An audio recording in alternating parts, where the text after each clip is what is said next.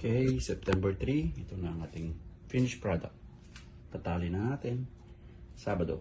Okay, ito na yung ating finished product. Okay. Yan, ready na. Cooling period muna tayo.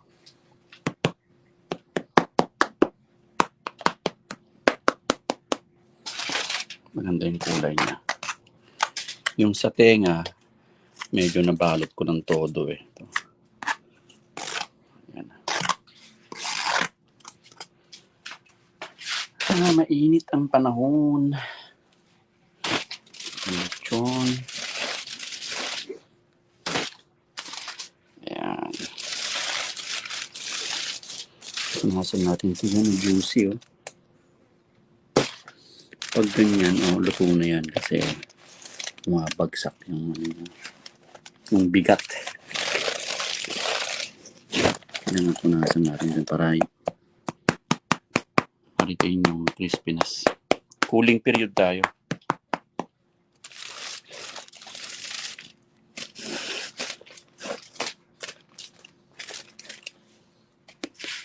Fresh from Kakayan. Buntot niya.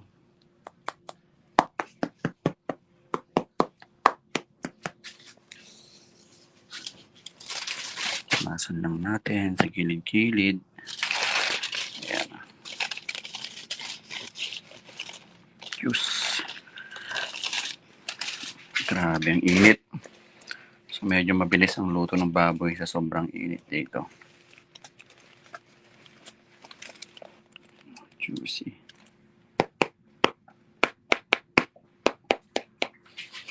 Mga asin-asin yan.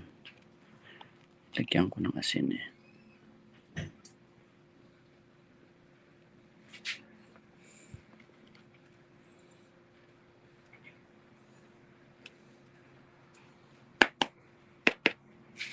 Okay.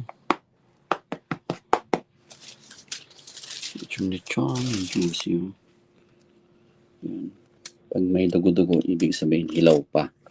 Pag ganyan na yung kulay, luto na yan. Yun yung juice na yun. Nasa natin yan para linis na towel.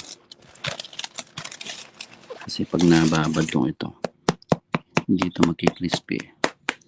Kaya cooling time muna. Steady lang yan. Ayun, juice. Juice.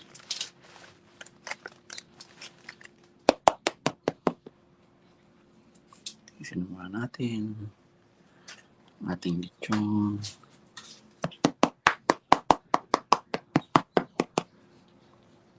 Mainit. Super pawis na ako.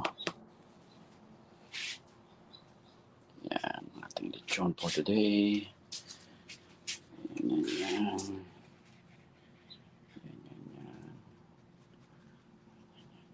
Tirik ang buntot. Muusok.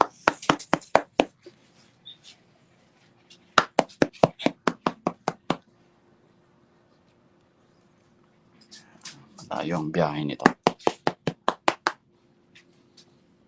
Yan ang ating lechon. Yan. Okay. Lechon, cooling period. Huwag muna isasakay.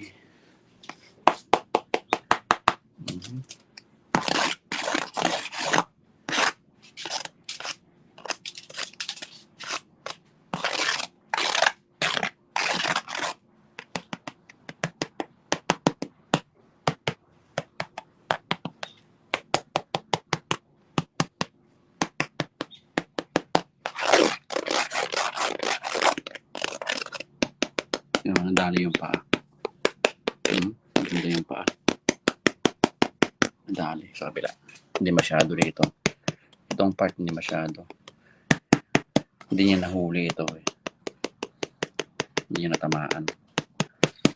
Pero sa kabila, sa temperature kasi yan yung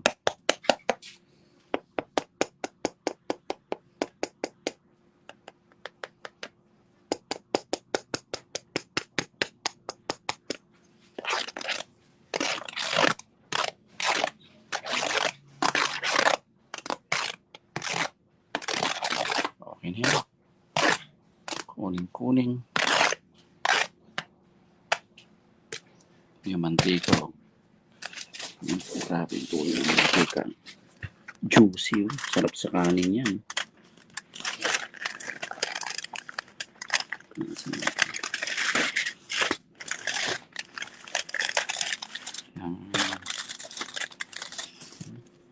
Juicy.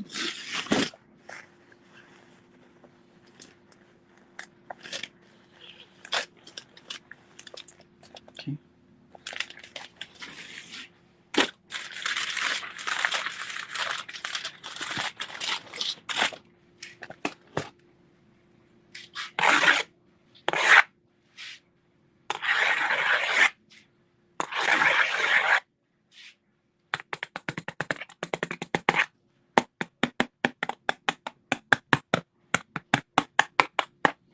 Huling period.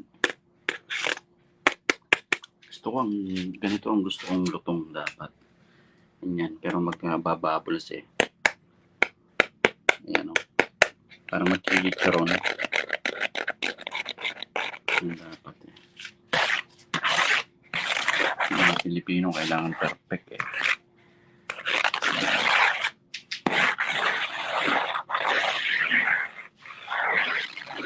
Yung medium size ko pero parang malaki siya. Makaling 60 to 80 pounds. 420 yan. Pero parang ang laki na yan. Parang large na rin to eh. Oh, actually, large na to eh. So, large na yan. Diba? Diba? Diba? Diba? Diba? Maasin. Nilagyan ko siyang asin. Napadagdag ko sa anis niya.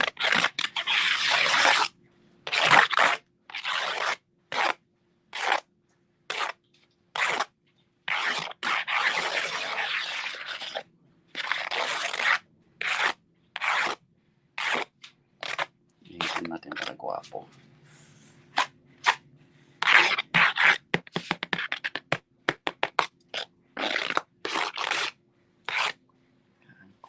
Kuling time. Juice na.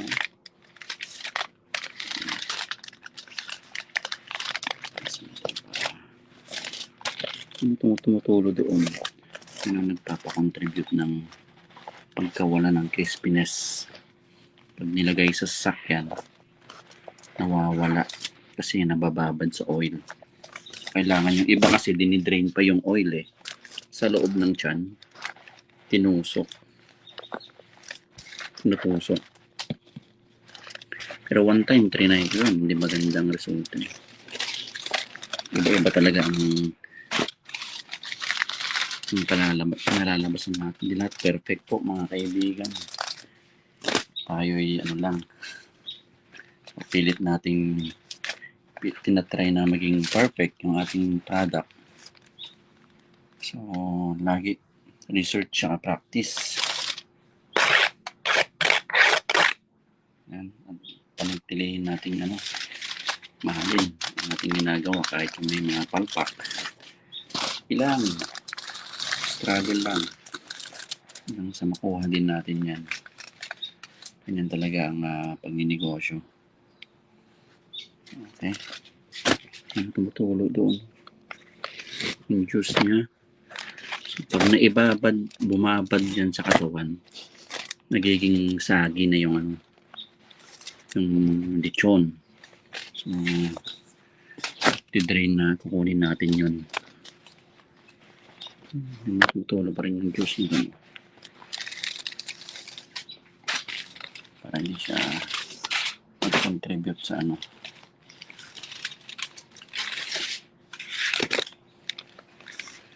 continuous siya naglalabas ng kailangan talaga may labasan siya eh. Pag hindi lumabas yung juice, yun magiging yung skin. So, yan lang. Cooling period pa rin tayo. Cooling period. Lalabas pa rin siya ng juice. Yan. ilang minutes na nakalabas to. So, pag binalot mo ito, kaagad-agad na yun ang mga isang kalaban natin. So, steady mo na siya dyan sa ganyan. Yan. Para ilabas mo muna niya ang kanyang juice. Napakainit dito mga kaibigan. Juice yan.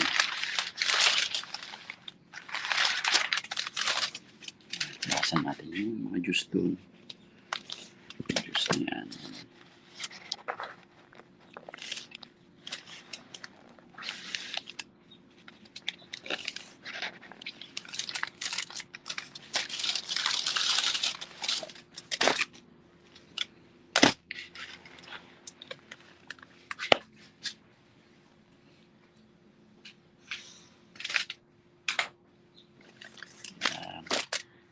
So it's been like 15 minutes.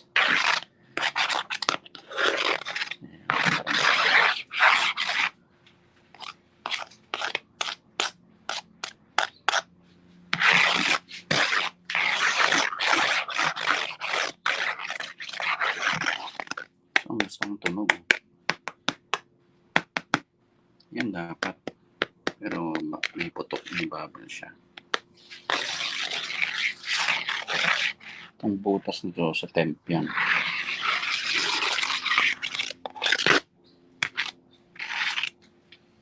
Okay. Konti na lang. Habang naantay natin yung kliyente, tsaka ako bubuhatin.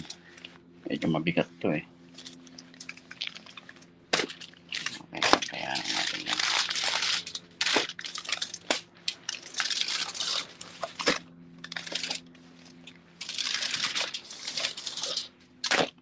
Nalabas pa rin siya ng juice.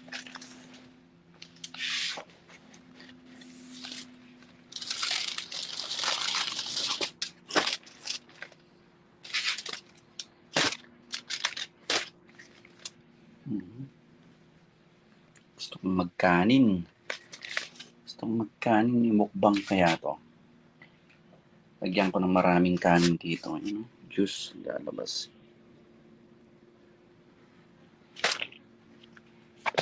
Ay, juice yan.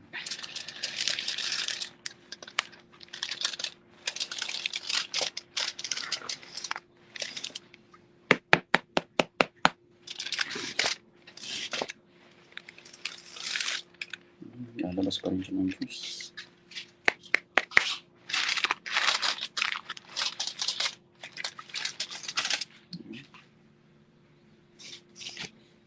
Kanin. 3 months na akong walang kanin.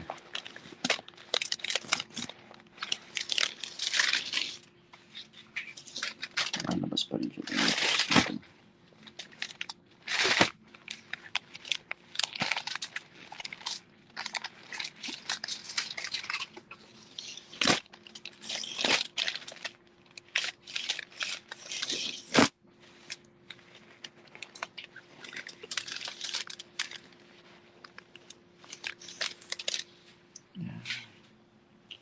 Para malinis.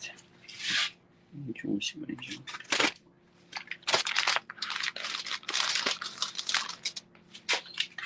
Pwede na.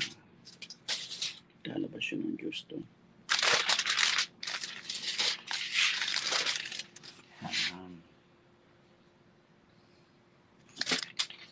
Pwede na sigurong itali ito.